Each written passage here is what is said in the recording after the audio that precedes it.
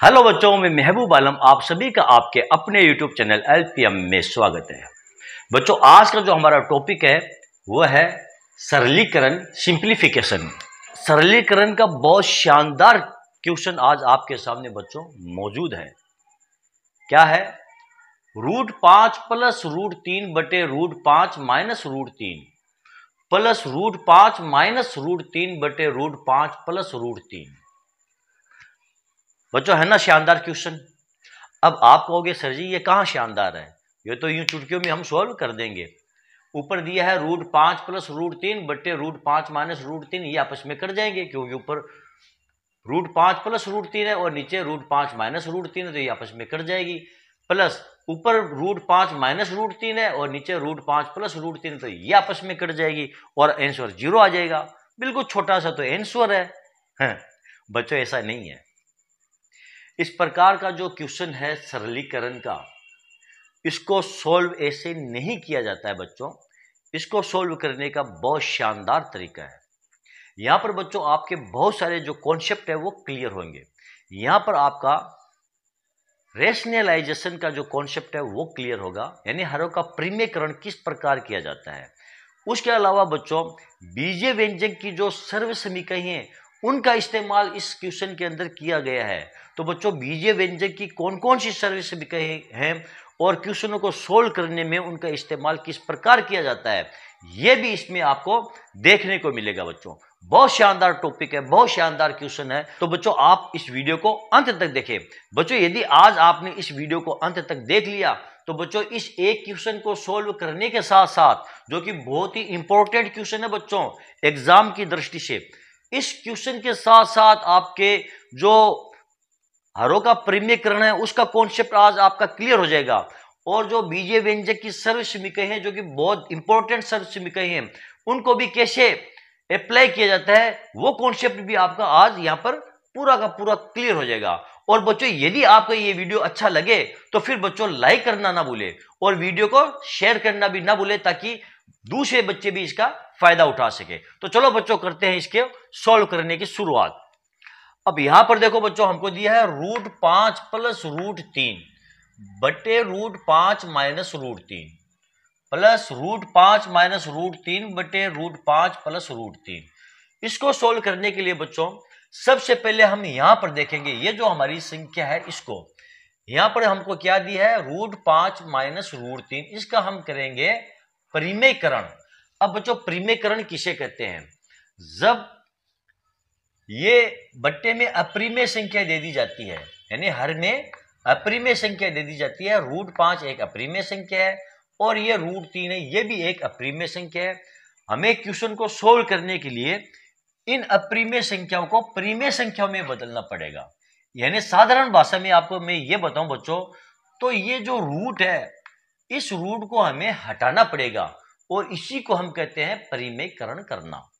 तो चलो हम यहां लिखेंगे √5 प्लस √3 और बट्टे में √5 माइनस √3।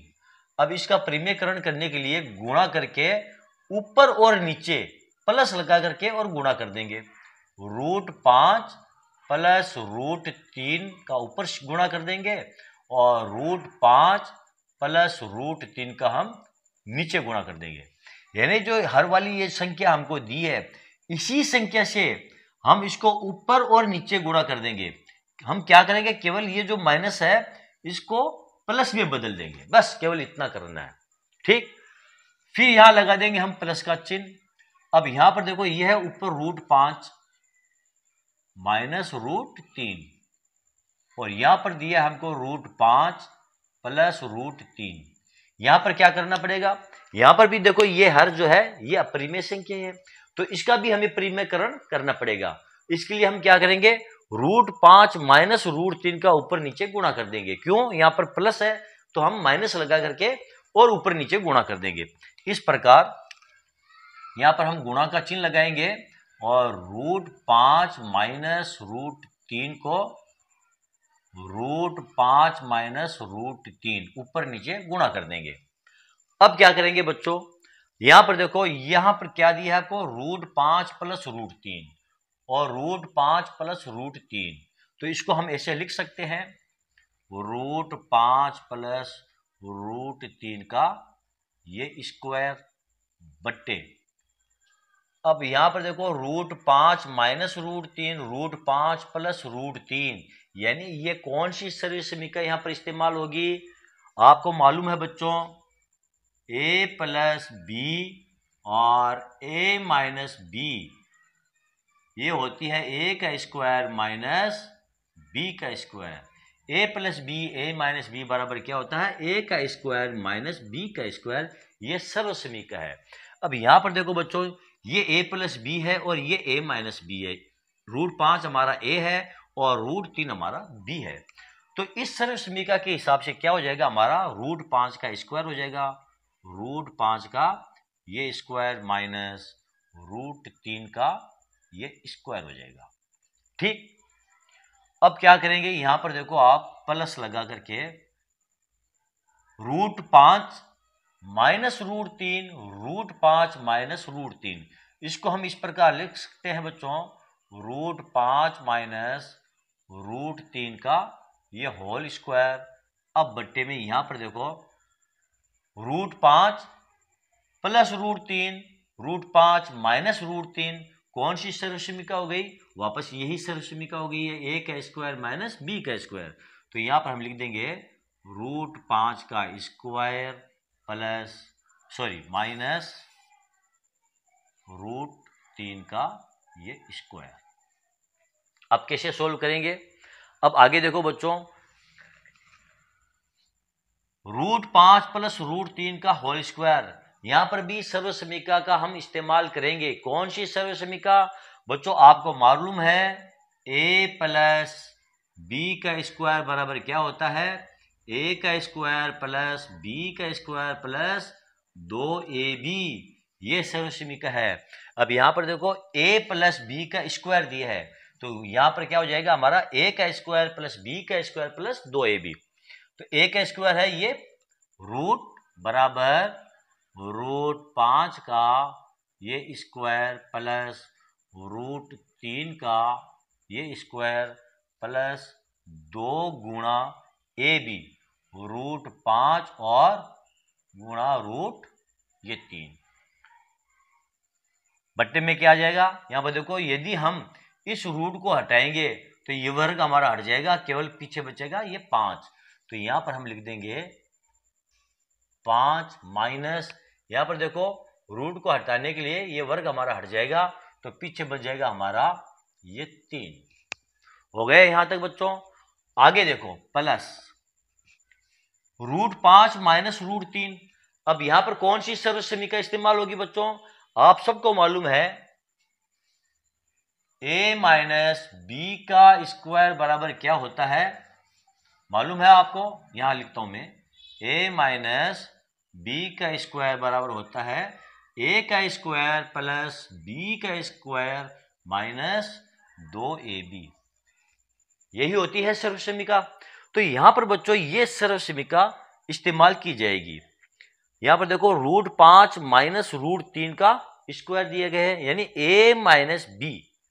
तो यहां पर हम लिखेंगे a का स्क्वायर, यानी कि √5 का ये स्क्वायर प्लस √3 का स्क्वायर और माइनस 2ab, 2 गुणा √5 गुणा √3, और बट्टे में क्या आ जाएगा आपका? 5 का √5 का स्क्वायर है, तो ये रूट को हम हटाएंगे तो ये हो जाएगा आपका केवल 5 माइनस ये 3। हो गए बच्चों यहां तक? अब यहां पर बोर्ड में जगह नहीं है, तो मैं यहां से इसको सोल्व करूंगा। मैं इसको यहां से साफ करता हूं। हमारी ये जो सर्वसमीकाएं हैं इनको साफ कर देते हैं।